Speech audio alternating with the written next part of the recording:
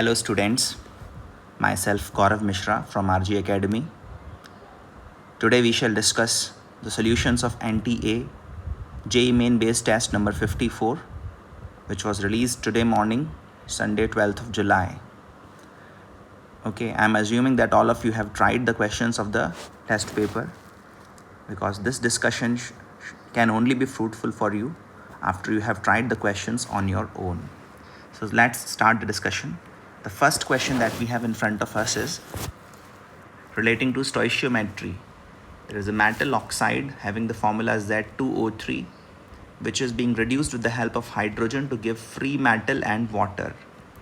0.1596 gram of the metal oxide requires 6 milligram of hydrogen for complete reduction.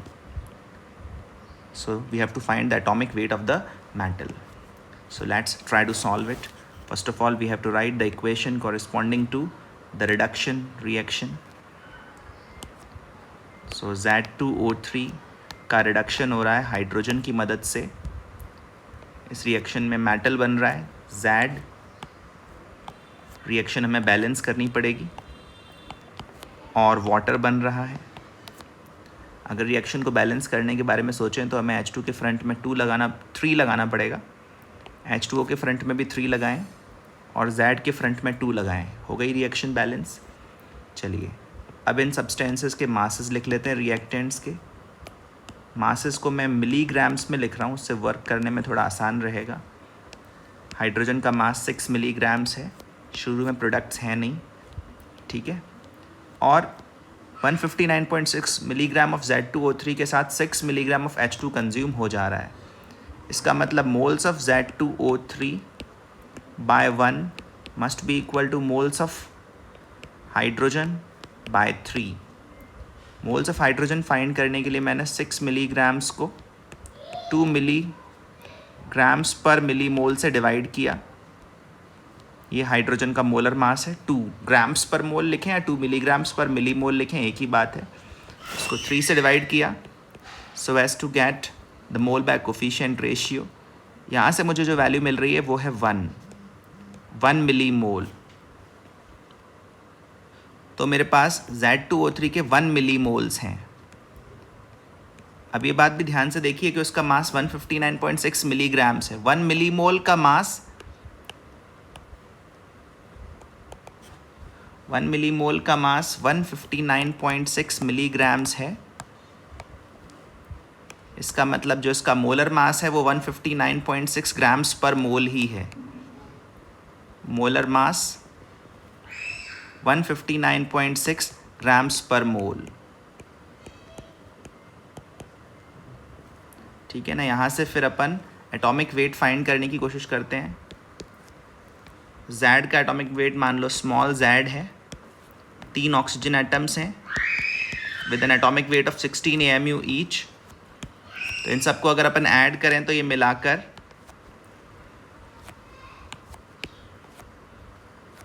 ये मिलाकर 159.6 आना चाहिए. इसको अगर अपन सॉल्व करेंगे आगे बढ़कर तो Z की वैल्यू आएगी 55.8, जो कि अपन को फोर्थ ऑप्शन में दिखाई दे रहा है. Moving on to the next question. यहाँ पर अपन को 3 रिएक्शंस गिवन हैं जिनके डेल्टा G0 वैल्यूज़ गिवन है और फिर हमें एक फोर्थ रिएक्शन का डेल्टा G0 फाइंड करना है. तो ये 3 रिएक्शंस हमें आपस में रिलेट करनी होंगी. These 3 reactions, how can they be related to give the fourth reaction. ध्यान से देखिए ZnS जो राइट में दिख रहा है सेकेंड रिएक्शन में, वो फाइनल रिएक्शन में लेफ्ट में है. ZnO राइट का राइट में ही है with the same coefficient. SO2 भी राइट का राइट में ही है विद द सेम कोफिशिएंट. इसका मतलब हमें फर्स्ट और थर्ड रिएक्शंस को एज इट इज़ रखना है और सेकंड रिएक्शन को क्या करना है, रिवर्स. तभी ZnS अपन लेफ्ट में ला पाएंगे. इसका मतलब ये जो फोर्थ रिएक्शन है ये हमें कैसे मिलेगी. फोर्थ रिएक्शन फर्स्ट और थर्ड को एज इट इज़ रखते हुए ऐड करने पर और सेकंड रिएक्शन को उसमें से सब्ट्रैक्ट करने पर मिलेगी. जो रिलेशन रिएक्शंस के बीच में है वही रिलेशन इनकी डेल्टा G0 वैल्यूज़ के बीच में होगा. रिएक्शंस को ऐड करने पर delta G not values add हो जाती हैं और सब्ट्रैक्ट करने पर delta G not values subtract हो जाती हैं। ठीक है, बस ये वैल्यूज़ आप केयरफुली ऐड सब्ट्रैक्ट करें, साइन का ध्यान रखें।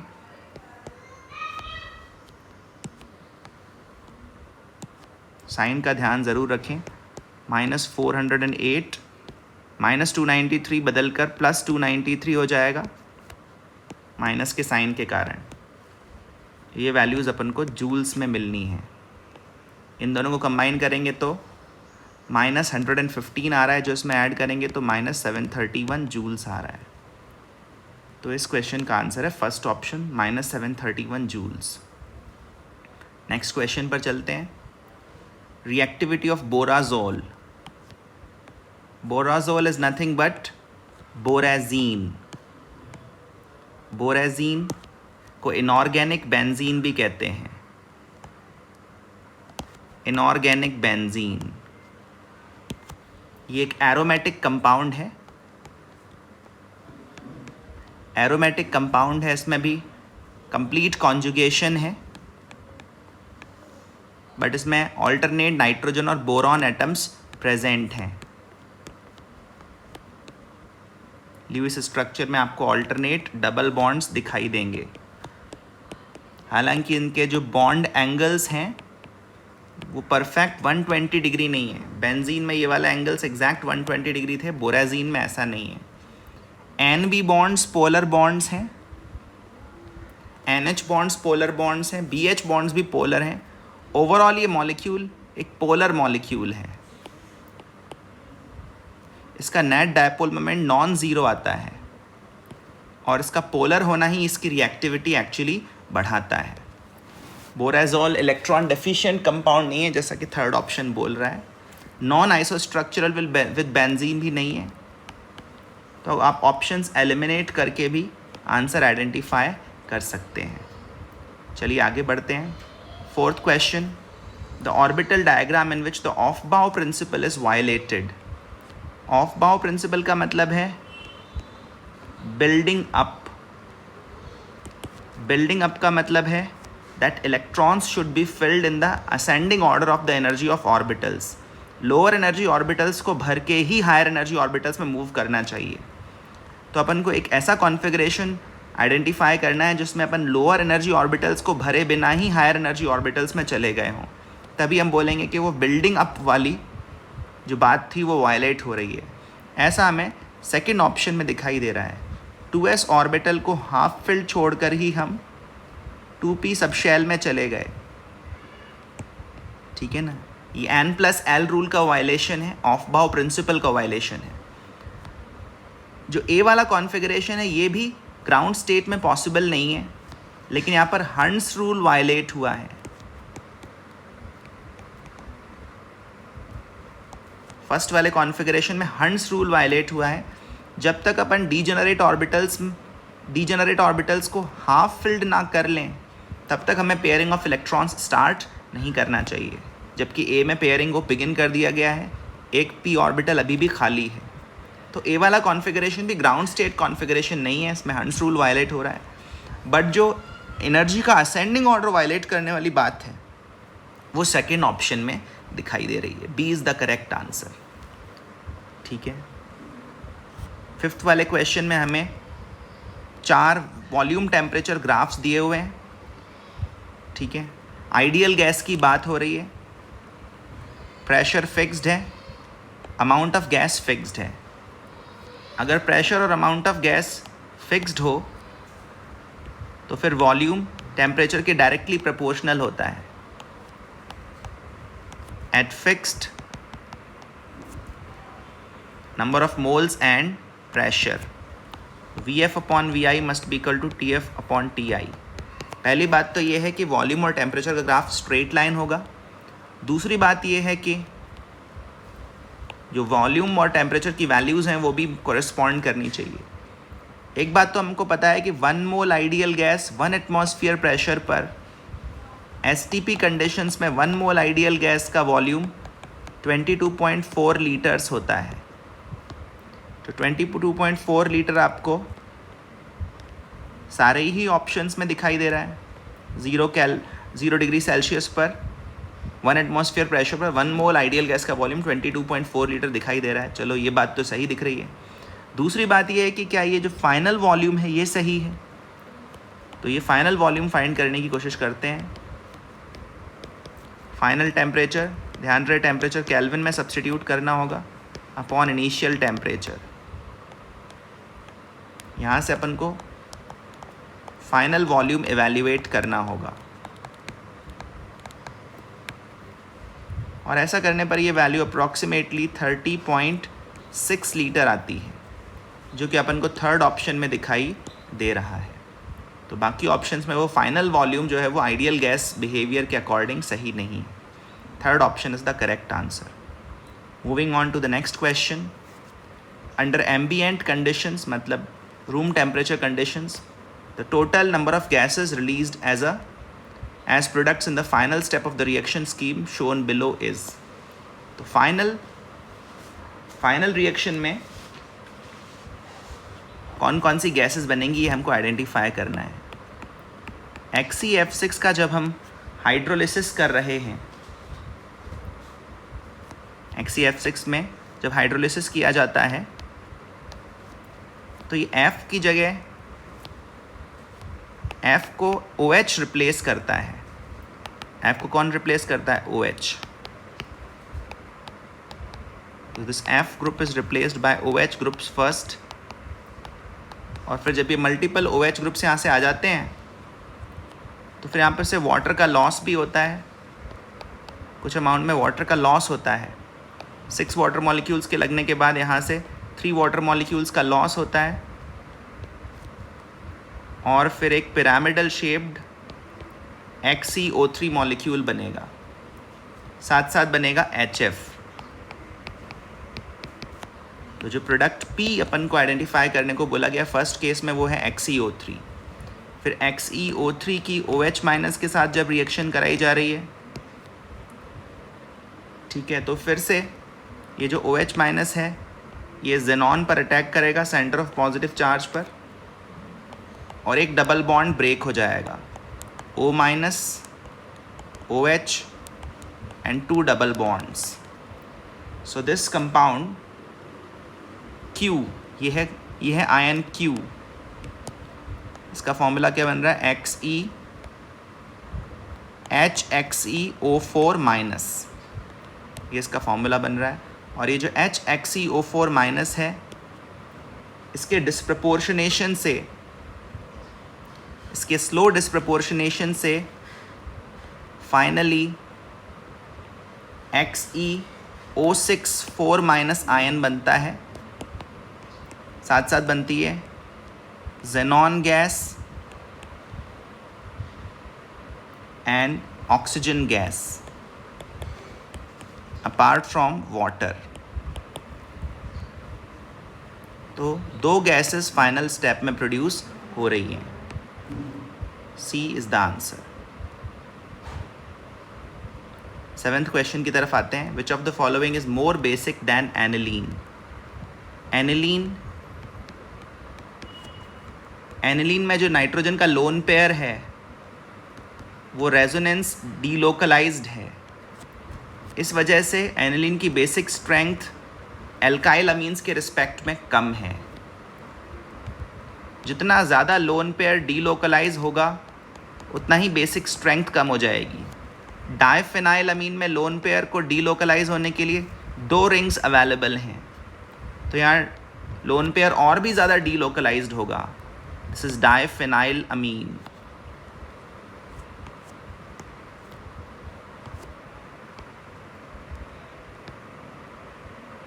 ऐसे ही ट्राइफेनाइल अमीन में रेजोनेंस डीलोकलाइजेशन 3 रिंग्स में हो जाएगा।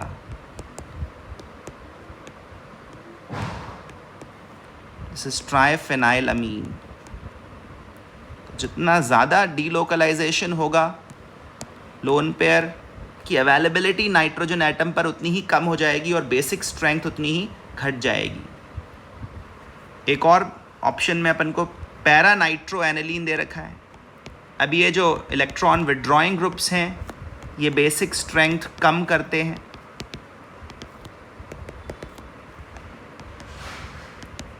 और नाइट्रो ग्रुप तो रेजोनेंस के थ्रू भी इलेक्ट्रॉन विड्रॉ करेगा। जब ये रेजोनेंस के थ्रू इलेक्ट्रॉन विड्रॉ करेगा तो फिर से बेसिक स्ट्रेंथ कम करेगा। तो this was para nitro aniline. इस तरह से हम सारे ऑप्शंस एनालाइज करके अपना आंसर मार्क कर सकते हैं। लास्ट वाले ऑप्शन में अपन को एक ऐसा कंपाउंड दिया हुआ है जिसका लोन पेयर डीलोकलाइज्ड नहीं है। ये बेंजाइल ग्रुप है और बेंजाइल ग्रुप पर NH2 ग्रुप लगा हुआ है। तो ये जो लोन पेयर है ये लोकलाइज्ड है और लोकलाइज्ड होने के कारण ये स्ट्रॉन्गर बेस है। इसकी अवेलेबिलिटी ज़्यादा है। H+ आयंस यहाँ पर इजीली एब्स्ट्रैक्ट हो सकते हैं। तो 7th क्वेश्चन का आंसर है D. Let's move on to the 8th question. ये एम्पिरिकल फार्मूला डिटर्मिनेशन और फिर मॉलिक्यूलर फार्मूला डिटर्मिनेशन पर बेस्ड क्वेश्चन है। ऐसे क्वेश्चंस आपने मोल एंड स्टोइशियोमेट्री चैप्टर में करे होंगे। इनके मासेस 9:1:2 3.5 के रेशियो में है। तो इनके जो मोल्स हैं उनका रेशियो क्या होगा? 9/12 इनके रिस्पेक्टिव मोलर मासेस से डिवाइड करें तो यहाँ से आ रहा है 3/4:1:1/4। इसको भी अगर 4 से मल्टीप्लाई कर दें तो 3:4:1। तो यहाँ से अपन को एम्पिरिकल फार्मूला मिल रहा है C3H4n। एम्पिरिकल फार्मूला का अगर अपन वेट फाइंड करें, एम्पिरिकल फार्मूला मास, तो 36 + 4 40 + 14 54 आ रहा है और मॉलिक्यूलर वेट 108 AMU है। ये बात आपको समझ में आती होगी कि मॉलिक्यूलर वेट को एम्पिरिकल फार्मूला वेट से डिवाइड करें तो हमेशा एक होल नंबर रेशियो मिलना चाहिए। और इस होल नंबर रेशियो से अगर हम एम्पिरिकल फार्मूला में थ्रू आउट मल्टीप्लाई कर दें तो हमें मॉलिक्यूलर फार्मूला मिलना चाहिए C6H8N2। This should be the molecular formula of the given compound. आगे बढ़ते हैं। 9th question. Which of the following molecules have significant non zero dipole moment. तो फर्स्ट वाले केस में तो डायपोल मोमेंट कैंसिल हो ही रहा है। सेकंड वाले केस में ये जो साइनो ग्रुप्स हैं ये एक दूसरे से लीनियरली ऑपोजिट वे में लगे हुए हैं। कार्बन के अबाउट ज्योमेट्री लीनियर है और लीनियर ज्योमेट्री के कारण डायपोल मोमेंट्स म्यूचुअली कैंसिल हो जाएंगे। तो फर्स्ट और सेकंड का तो डायपोल मोमेंट 0 है। लेकिन जो थर्ड और फोर्थ कंपाउंड है उनमें ऑक्सीजन और सल्फर के अबाउट जो ज्योमेट्री है वो लीनियर नहीं है और इस वजह से मॉलिक्यूल का शेप टोटली सिमेट्रिक नहीं है। एटलीस्ट ऐसे कॉन्फॉर्मेशंस यहाँ ज़रूर एग्जिस्ट करेंगे जिनमें डायपोल मोमेंट्स कैंसिल ना हो पाएँ। ऐसे कॉन्फॉर्मेशंस एग्जिस्ट करने के कारण इन मॉलिक्यूल्स का जो ओवरऑल डायपोल मोमेंट है या एवरेज डायपोल मोमेंट है वो नॉन ज़ीरो ही बोला जाएगा। जैसे ये जो 2 डायपोल मोमेंट्स मैंने यहाँ बनाए ये 180 डिग्री पर तो नहीं है, इक्वल इन मैग्नीट्यूड हैं but not opposite in direction. इस वजह से एक नेट डायपोल मोमेंट इस कंपाउंड में एग्जिस्ट करेगा and same is the case with the fourth compound. तो इस क्वेश्चन का आंसर होगा डी। ये क्वेश्चन एक्चुअली पहले जेई के एग्ज़ाम में आ चुका है। 10th question. The correct statement is leaching of bauxite using concentrated NaOH solution gives sodium aluminate and sodium silicate। तो ये स्टेटमेंट सही है। बॉक्साइट मतलब एल्यूमिनियम का ओर है और इसकी लीचिंग करने का मतलब इसकी रिएक्शन अपन करा रहे हैं NaOH से और इससे अपन को NaAlOH4 नाम का कंपाउंड मिलता है, सोडियम एल्यूमिनेट, और साथ में इम्प्योरिटीज़ के ज़रिए सोडियम सिलिकेट मिलता है। वैसे इस क्वेश्चन का आंसर अपन ऑप्शंस एलिमिनेट करके भी मार्क कर सकते हैं। जैसे सेकंड ऑप्शन में blistered appearance of copper during the metallurgical processes due to the evolution of CO2। तो ये जो CO2 यहाँ पर लिखा हुआ है ये गलत लिखा हुआ है। It is due to the evolution of SO2.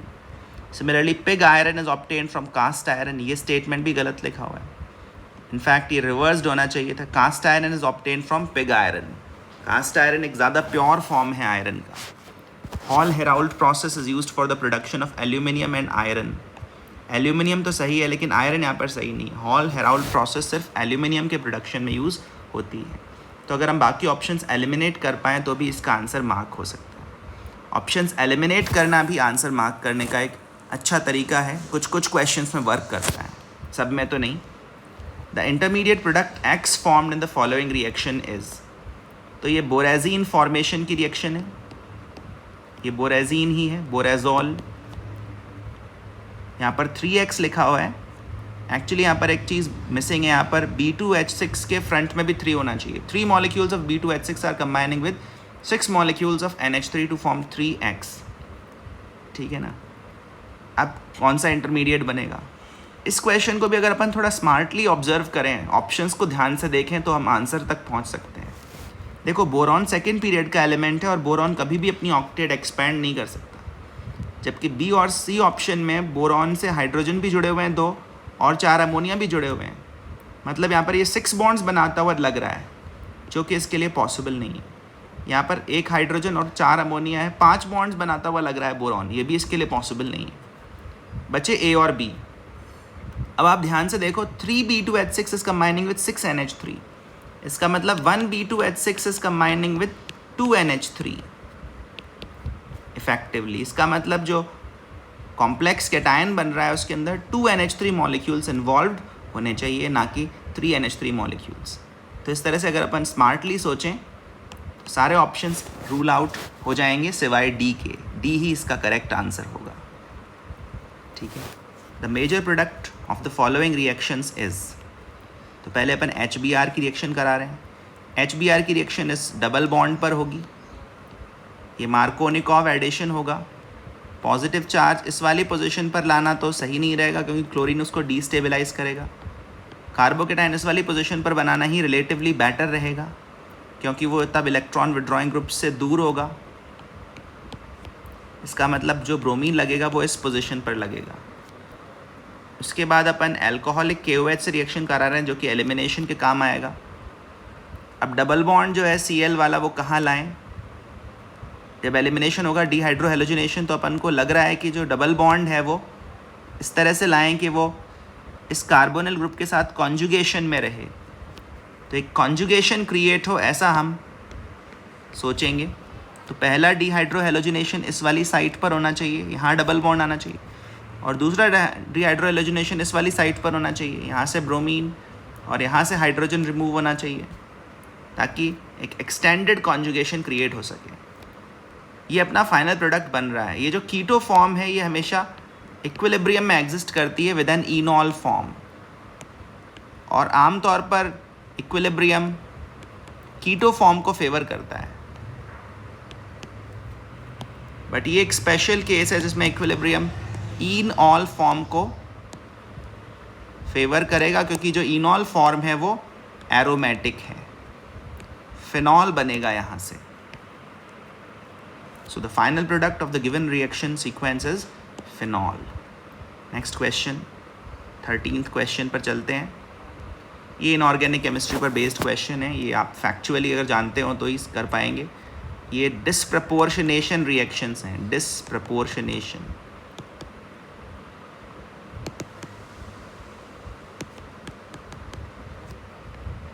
Disproportionation of chlorine. दोनों ही केसेस में क्लोरीन का क्या हो रहा है? Disproportionation. Cold and dilute basic medium में क्लोरीन के डिस्प्रपोर्शनेशन से क्लोराइड एंड हाइपोक्लोराइड बनता है. हॉट एंड कॉन्सेंट्रेटेड NaOH के सोल्यूशन में क्लोरीन के डिस्प्रपोर्शनेशन से chloride and chlorate ions produce होते हैं. So this has to be known as a fact, then only you can get the answer in this question. इसका आंसर है B. 14th question पर आते हैं. 14th क्वेश्चन में गैल्वेनिक सेल की बात हो रही है और इस गैल्वेनिक सेल में एज ऑफ नाउ मतलब प्रेजेंट सिचुएशन में HCl की कॉन्सेंट्रेशन 3 मोलर है और इसकी molar conductivity 240 Simon centimetre square पर मोल है। Limiting molar conductivity 420 Simon centimetre square पर मोल है। वाटर का Kb दे रखा है,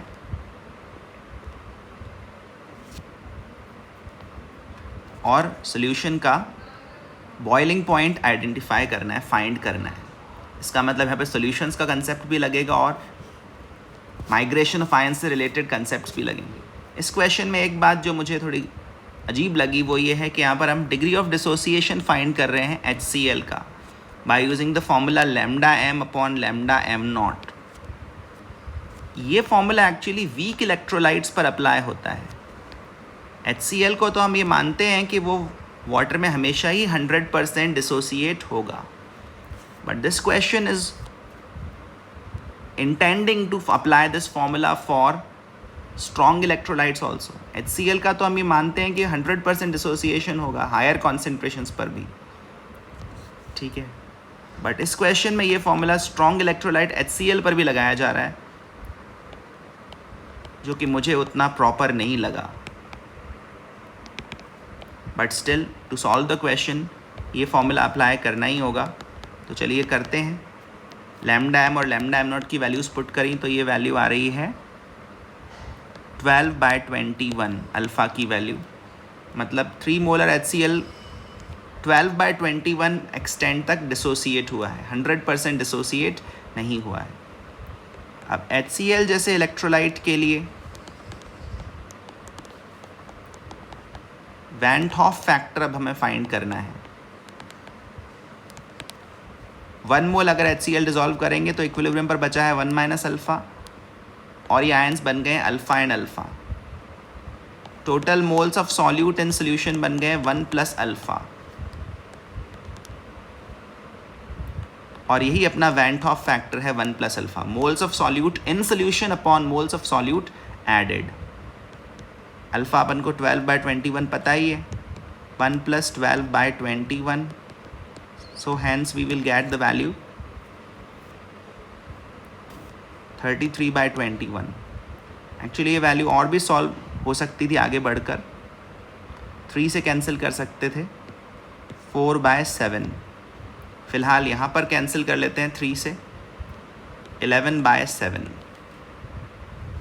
ठीक है ना। ये आ गया वैन हॉफ फैक्टर। अब डेल्टा TB का फॉर्मूला अप्लाई करते हैं, I × Kb × m, 11/7 × 0.52 वाटर का Kb है, एब्यूलियोस्कोपिक कांस्टेंट, और मोलैलिटी है 3। चलिए ये कैलकुलेशन करें, 1.56 को 11 से मल्टीप्लाई करें,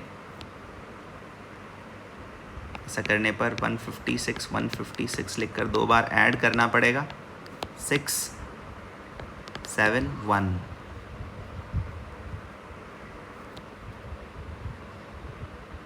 1.56 × 11 आ रहा है 17.16, एंड 17.16 को अब हमें डिवाइड करना है 7 से, तो देखिए कितना आता है डिग्री सेल्सियस में। ये वैल्यू 2.45 डिग्री सेल्सियस के आसपास आ रही है। 2.45 डिग्री सेल्सियस बॉइलिंग पॉइंट बढ़ा है, ठीक है। अप्रॉक्सीमेटली 2.45 डिग्री सेल्सियस वॉल्यूम बढ़ा है, तो नाउ बॉइलिंग पॉइंट कितना हो जाएगा। पहले प्योर वाटर का बॉइलिंग पॉइंट 373.15 होता है, उसमें 2.45 ऐड कर दें तो आपको वैल्यू मिलेगी 375.6 केल्विन। ये बॉइलिंग पॉइंट है सोल्यूशन का, 375.6 kelvin, which exactly matches with the first option. आगे बढ़ते हैं। अगला सवाल, addition of excess aqueous ammonia to a pink coloured solution of MCl2.6H2O and NH4Cl gives an octahedral complex Y in the presence of air. In aqueous solution, complex Y behaves as a 1:3 electrolyte. ये 1:3 electrolyte वाली बात हमें interpret करना ज़रूरी है, ठीक है।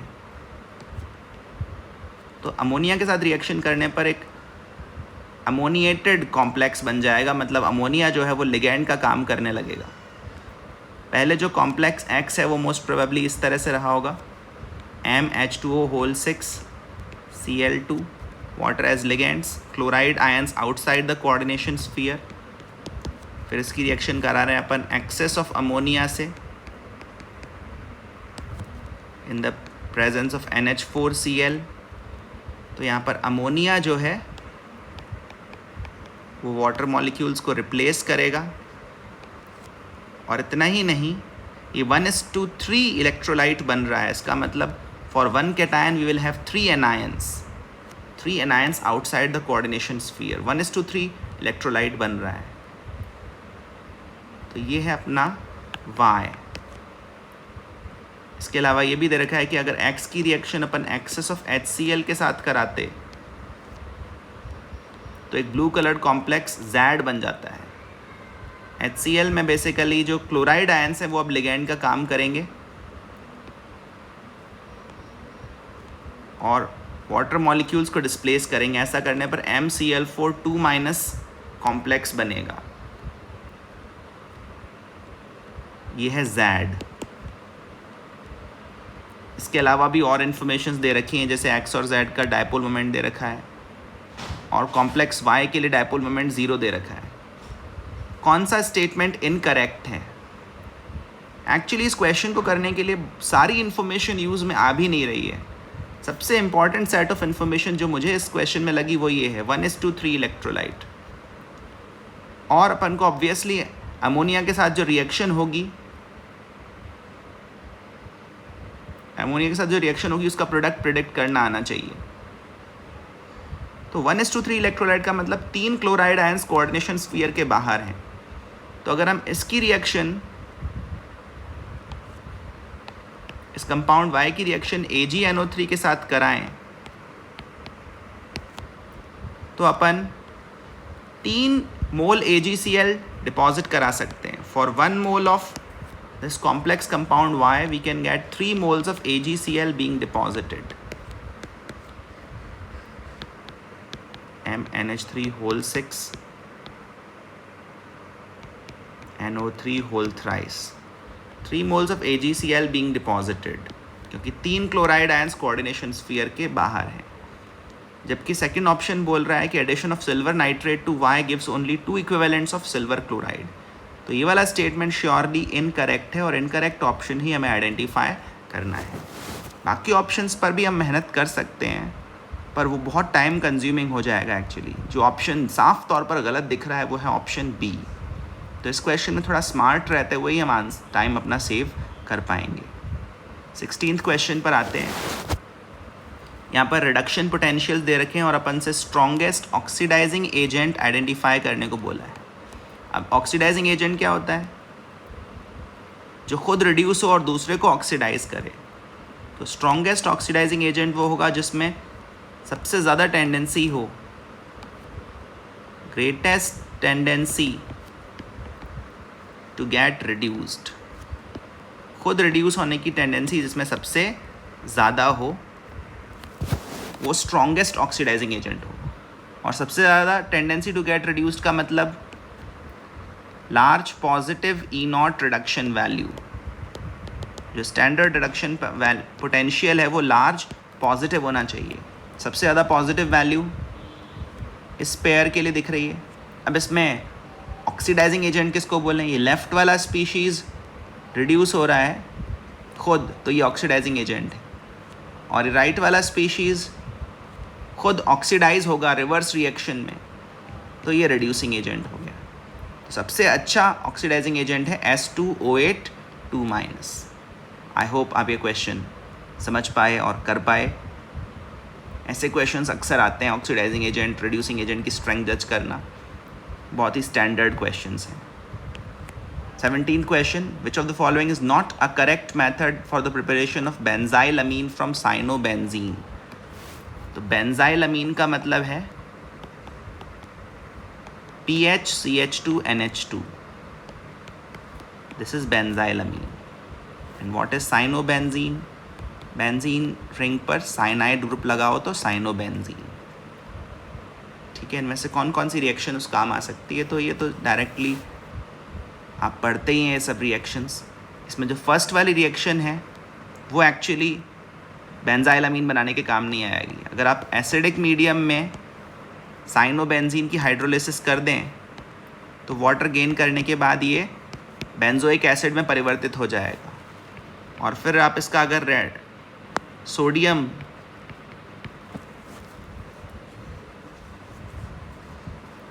NaBH4 से रिडक्शन करवा देंगे तो ये बेंजाइल अल्कोहल में कन्वर्ट हो जाएगा, बेंजाइल अमीन में नहीं। तो ये जो ए वाला सीक्वेंस है ये बेंजाइल अमीन बनाने के काम नहीं आएगा, बाकी सभी केसेस में बेंजाइल अमीन बनता है। 18th क्वेश्चन, ये क्वेश्चन एक्चुअली पहले जेई एडवांस में आया हुआ क्वेश्चन है, सेम क्वेश्चन आया हुआ है। तो इसमें आपको वाटर में 3 इलेक्ट्रोलाइट्स की कोरिस्पॉन्डिंग सरफेस टेंशन जज करनी है। 3 इलेक्ट्रोलाइट्स वाटर में ऐड किए गए, KCl, methanol and this compound which is a detergent. ये किसका फॉर्मूला है? एक डिटर्जेंट का, ये सल्फोनेट है। तो जो डिटर्जेंट्स होते हैं, सोप्स एंड डिटर्जेंट्स होते हैं, वो वाटर का सरफेस टेंशन ड्रास्टिकली कम करते हैं, ये बात हमें पता होनी चाहिए। दूसरी बात ये है कि सरफेस टेंशन भी स्ट्रेंथ ऑफ इंटरमॉलिक्यूलर अट्रैक्शंस पर डिपेंड करता है। स्ट्रेंथ ऑफ इंटरमॉलिक्यूलर अट्रैक्शंस जिस सॉल्यूट को ऐड करने से स्ट्रॉन्गर होते जाएंगे उससे ही सरफेस टेंशन बढ़ेगा। तो KCl जो है ये आयनिक कंपाउंड है, और KCl को वाटर में ऐड करने से आयन डायपोल अट्रैक्शंस अराइज होते हैं। KCl को वाटर में ऐड करने से आयन डायपोल अट्रैक्शंस अराइज होते हैं जो कि वाटर मॉलिक्यूल्स के हाइड्रोजन बॉन्डिंग के कंपैरेबल स्ट्रेंथ के हैं या उससे भी स्ट्रॉन्गर हैं। तो KCl ऐड करने से एक्चुअली सरफेस टेंशन बढ़ जाएगा। तो ये जो फर्स्ट वाला ग्राफ है ये KCl को कोरिस्पॉन्ड करता है, और डिटर्जेंट्स जो हैं वो सरफेस टेंशन को ड्रास्टिकली रिड्यूस करते हैं।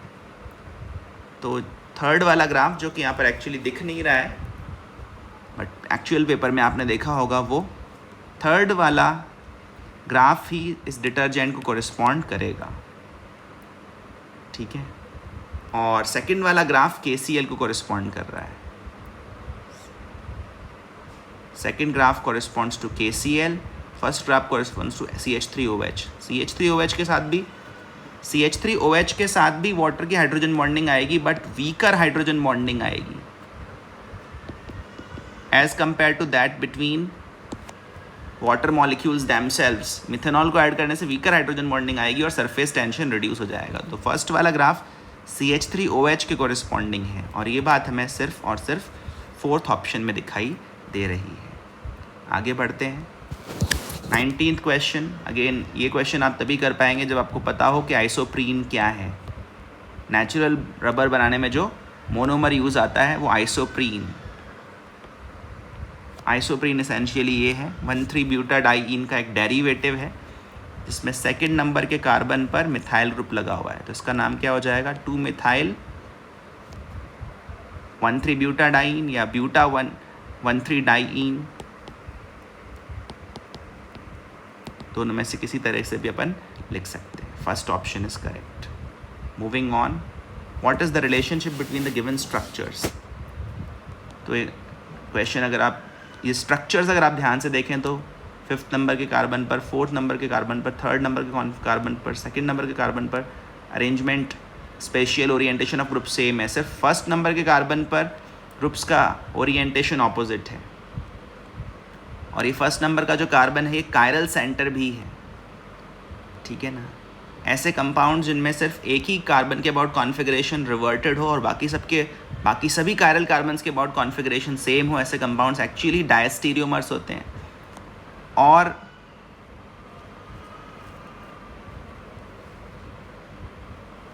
और ग्लूकोज मॉलिक्यूल्स के केस में, कार्बोहाइड्रेट्स के केस में, इस तरह के डायस्टीरियोमर्स के लिए हम स्पेशल वर्ड यूज़ करते हैं एनोमर्स। तो ये जो मॉलिक्यूल्स हैं आपस में एनोमर्स कहे जाएंगे। वैसे ये डायस्टीरियोमर्स भी हैं। Anomerism is a special type of diastereomerism. C option भी सही हो सकता था, बट बेटर वर्ड एनोमर्स दिख रहा है इस केस में, इसलिए बी मार्क करेंगे। 21st क्वेश्चन, एसिडिक मीडियम में डाई एक्वा ऑक्जेलेटोफेरेट को ऑक्सीडाइज करवाया जा रहा है MnO4 माइनस के द्वारा, ठीक है ना। Rate of change of H plus two the rate of change of MnO4 minus क्या है वो हमें फाइंड करना है। तो पहले तो ये कॉम्प्लेक्स आयन लिखें, FeH2O whole twice C2O4 whole twice, इस पर चार्ज हो जाएगा 2 माइनस।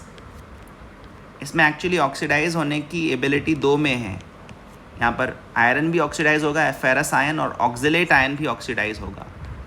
फेरस आयन के ऑक्सीडेशन से फेरिक आयन बनेगा और ऑक्जिलेट आयन के ऑक्सीडेशन से कार्बन डाइऑक्साइड बनेगी, ठीक है। 4 CO2 मॉलिक्यूल्स बनेंगे। कार्बन डाइऑक्साइड में कार्बन का ऑक्सीडेशन स्टेट +4 है, तो कार्बन जो है वो +3 से +4 जा रहा है, आयरन +2 से +3 जा रहा है। कुल मिलाकर आप देखेंगे कि 5 इलेक्ट्रॉन्स का लॉस हो रहा है। इसके अलावा water molecules as it is अपन राइट साइड में लिख सकते हैं।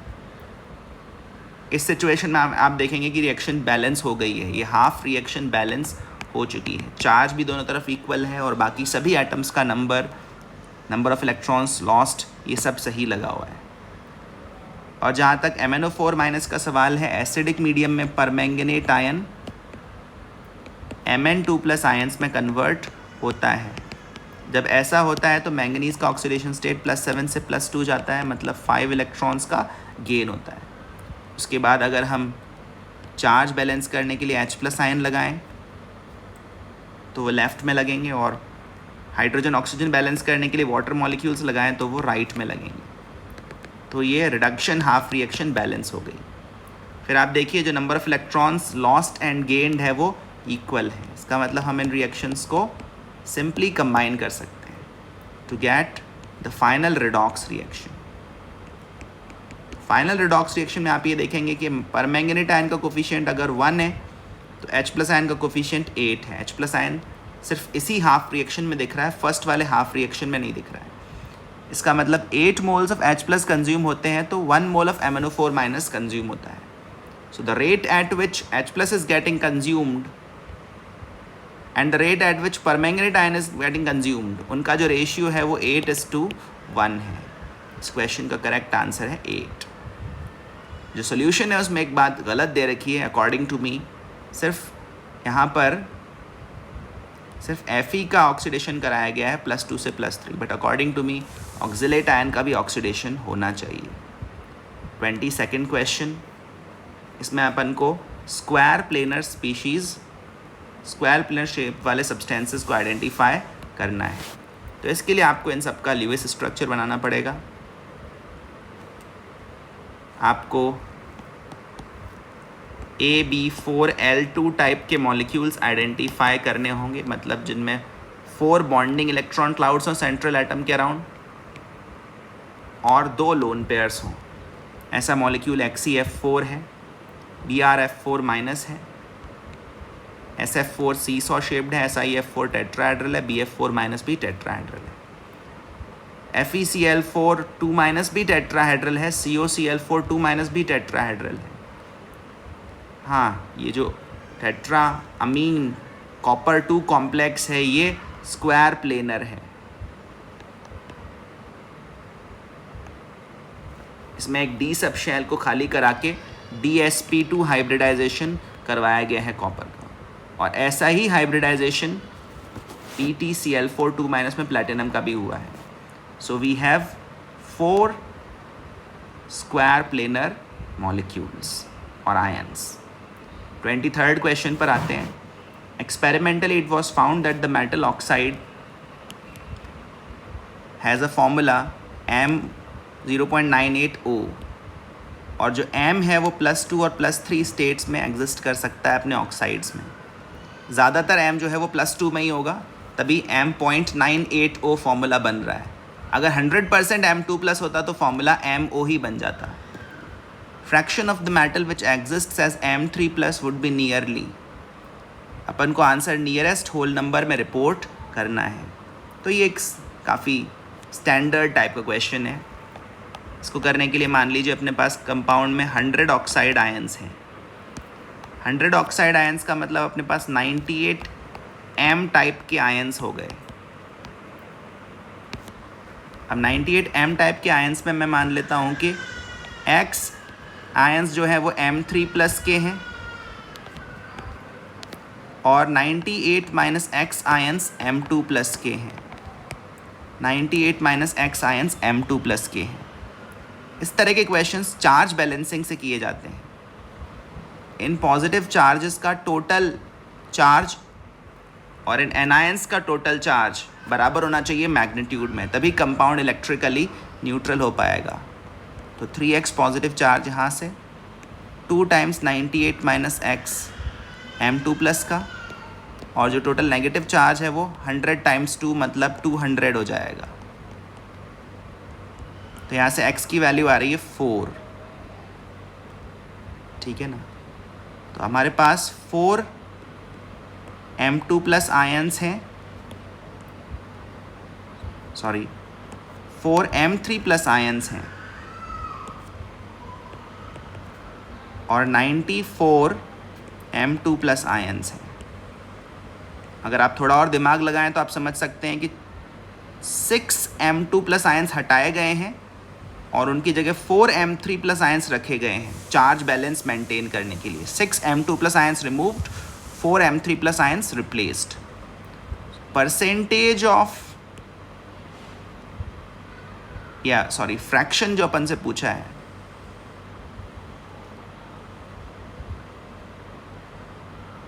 एक्चुअली क्वेश्चन की लैंग्वेज में फिर से कुछ एरर है। अपन को फ्रैक्शन नहीं परसेंटेज बतानी है। Percentage is a different thing. It has to be multiplied by 100 to get the fraction, has to be multiplied by 100 to get the percentage. Percentage of M3+। तो जो टोटल नंबर ऑफ कैटायंस है उनमें percentage of M3+ कितना है, वो है 4/98 × 100। 98 cations में से 4 M3+ के हैं और ये परसेंटेज रफली 4% आएगी। इसका आंसर है 4। क्वेश्चन की लैंग्वेज और क्लियर होनी चाहिए। आपसे परसेंटेज पूछा है, फ्रैक्शन नहीं पूछा है। इस तरह के क्वेश्चंस में स्टूडेंट्स को एग्ज़ाम में डिफ़िकल्टी आ सकती है because of lesser clarity in the language, ठीक है। यहाँ पर कांस्टेंट वॉल्यूम कैलोरीमेट्री के बारे में है 24th question. Constant volume calorimeter मतलब बॉम्ब कैलोरीमीटर, उससे हमें डायरेक्टली डेल्टा U की वैल्यू मिलती है, ठीक है। इस क्वेश्चन में भी फिर से डीमेरिट है। एंथैल्पी ऑफ कंबस्शन पूछ रहा है क्वेश्चन और कांस्टेंट वॉल्यूम कैलोरीमीटर बोल रहा है। कांस्टेंट वॉल्यूम कैलोरीमीटर तो हमें डायरेक्टली डेल्टा U की वैल्यू बताता है, बट एनीवेज अपन को ये तो पता नहीं है कि रिएक्शन क्या है, तो अपन डेल्टा H से डेल्टा U तक नहीं पहुंच पाएंगे, डेल्टा U से डेल्टा H तक नहीं पहुंच पाएंगे। अपन को डेल्टा U ही फाइंड करना होगा। कितनी हीट रिलीज्ड हुई, ये फाइंड करने के लिए अपन हीट कैपेसिटी को टेम्परेचर राइज से मल्टीप्लाई करेंगे। हीट कैपेसिटी है 2.5 kilo joules per kelvin. Temperature में राइज आया 0.45 केल्विन, इतनी हीट रिलीज हुई। और मोल्स ऑफ गैस, जो गैस कंबस्शन करी है उसके मोल्स कितने हैं, 3.5 ग्राम्स अपॉन 28 ग्राम्स पर मोल। तो ये वैल्यू 1/8 मोल्स आ रही है, ठीक है ना। 1/8 मोल्स पर इतनी हीट रिलीज हुई है, तो 1 मोल पर कितनी हीट रिलीज होगी, उसके लिए अपन को 8 से मल्टीप्लाई करना पड़ेगा 2.5 × 0.45 को, तो अपन को किलो जूल्स में वैल्यू मिलेगी। More over delta U negative होगा क्योंकि रिएक्शन एक्सोथर्मिक है। तो इन सब चीज़ों को क्वेश्चन ने एक्चुअली इग्नोर कर दिया है। यहाँ से आंसर आ रहा है -9 किलो जूल्स। तो क्वेश्चन की 2 डिमेरिट्स मुझे समझ में आई। इनफैक्ट डिमेरिट एक ही है मेनली, वो ये है कि कांस्टेंट वॉल्यूम कैलोरीमीटर हमें डेल्टा U की वैल्यू देता है, जबकि क्वेश्चन हमसे डेल्टा H की वैल्यू पूछ ली है। या तो क्वेश्चन हमें डेल्टा एन जी बताता, तब हम delta H is equal to delta U plus delta N G R T ये फॉर्मूला अप्लाई करते हैं। बट एनी वेज जितना इन्फॉर्मेशन है उसके अकॉर्डिंग आंसर यही होगा। न्यूमेरिकल वैल्यू पूछी है, इसका मतलब हम सिर्फ मैग्नीट्यूड बताएंगे। Magnitude is 9। 25th क्वेश्चन पर आते हैं। द स्कीम गिवन बिलो, तो total number of intramolecular aldol condensation products formed from Y is. पहले तो अपन रिडक्टिव ओजोनोलिसिस कर रहे हैं। रिडक्टिव ओजोनोलिसिस करने से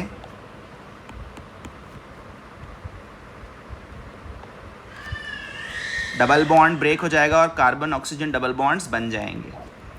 उसके बाद अपन एल्डोल कंडेंसेशन करवा रहे हैं NaOH एक्वस के साथ रिएक्शन एंड हीटिंग। अब आप देखिए इस कंपाउंड में सिमेट्री है, चाहे ये वाला कार्बोनिल ग्रुप अपन लें या फिर ये वाला कार्बोनिल ग्रुप लें, इसके रिस्पेक्ट में जो अल्फ़ा कार्बन्स दिख रहे हैं वो सब एक जैसे हैं। आप कहीं से भी किसी भी तरफ से H+ रिमूव करा सकते हैं, कोई भी अल्फ़ा कार्बन से हाइड्रोजन रिमूव करवाएं, एक ही बात है, ठीक है ना। अगर आप यहाँ से रिमूव कराएं तो आपको इस वाली साइड पर अटैक कराना है, यहाँ से रिमूव कराएं तो इस वाली साइड पर अटैक कराना है। पर मॉलिक्यूल की जो सिमेट्री है उसको देखकर हम बोल सकते हैं कि इंट्रामोलिकुलर एल्डोल कंडेंसेशन का बस एक ही प्रोडक्ट पॉसिबल होगा। चलिए वो प्रोडक्ट भी बना के देख लेते हैं। आप किसी भी एक जगह से अल्फ़ा हाइड्रोजन रिमूव करा दीजिए।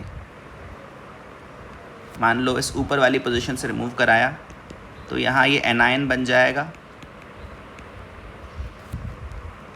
इनोलेट आयन, और फिर ये इनोलेट आयन इस वाले कार्बोनिल कार्बन पर अटैक करेगा। ऐसा होने पर 1 2 3 4 5 मेंबर्ड रिंग बन जाएगी और एक और रिंग बनेगी 1 2 3 4 5 6 7 membered.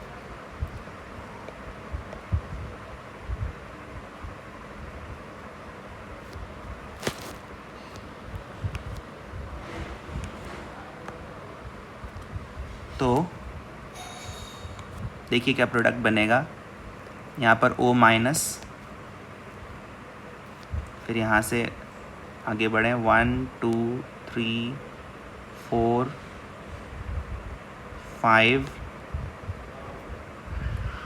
1 2 3 4 5 6 1 2 3 4 5 6 and this one more carbon. इस तरह से एक 7 मेंबर्ड रिंग बनेगी और फाइनली ये बीटा हाइड्रोक्सी अल्कोहल में बीटा हाइड्रोक्सी कीटोन में बदलेगा और फिर E1CB मैकेनिज़्म होगा।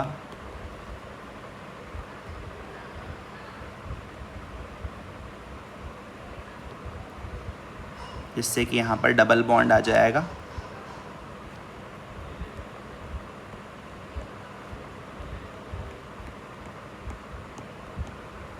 वन 2 3 4 5 6 एंड 7 मेंबर्ड रिंग बन जाएगी और 6th वाले कार्बन पर डबल बॉन्ड होगा। तो यही एकमात्र प्रोडक्ट यहाँ पर बनाना संभव है। तो इसका आंसर है 1, ठीक है ना। So this was all about the test paper. This was a fairly challenging test paper, I would say. A couple of questions had a problem in their language, like the question number 24, ठीक है, and the question number 23 also, जिसमें fraction of M3+ के बारे में पूछ के percentage answer दे दिया है। तो इस तरह की क्लैरिटी टेस्ट पेपर में होनी चाहिए। ओवरऑल ये अच्छा क्वेश्चन पेपर है और इसमें स्कोर करना इतना आसान नहीं रहेगा। एक्चुअल JEE मेन एग्ज़ाम में हम ऐसा पेपर एक्सपेक्ट कर सकते हैं एक्चुअली, क्योंकि लंबा टाइम मिल रहा है स्टूडेंट्स को प्रिपरेशन के लिए, तो क्वेश्चन पेपर थोड़ा चैलेंजिंग होगा, ऐसा अपन एक्सपेक्ट कर सकते हैं। चलिए फिर मिलेंगे किसी और डिस्कशन में। आज के लिए इतना ही रखते हैं। Thank you everyone, take care, keep preparing, keep yourself motivated. Thank